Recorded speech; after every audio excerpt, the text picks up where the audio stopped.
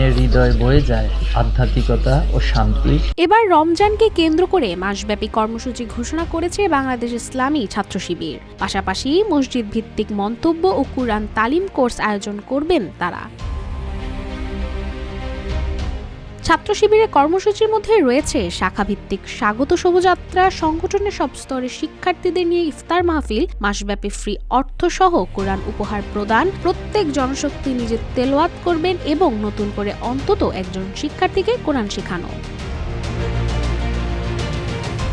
আজ ছাত্র সংগঠনটির ভেরিফাইড ফেসবুক পেজ থেকে এমন তথ্য জানানো হয়। অসচ্ছল, হতদরিদ্র পরিবার, এতিম, পথশিশু ও সুবিধা বঞ্চিতদের মাঝে ইফতার সামগ্রী বিতরণ, শিক্ষার্থী, হোটেল মালিক ও ব্যবসায়ীদের প্রতি কেন্দ্রীয় সভাপতির আহ্বান পৌঁছানো, শিক্ষার্থী ও শুভাকাঙ্ক্ষীদের কাছে মাহে রমজানের ক্যালেন্ডার ও রামাদানুল ম্যানুয়াল পৌঁছানোর কাজ করবেন ছাত্র শিবির।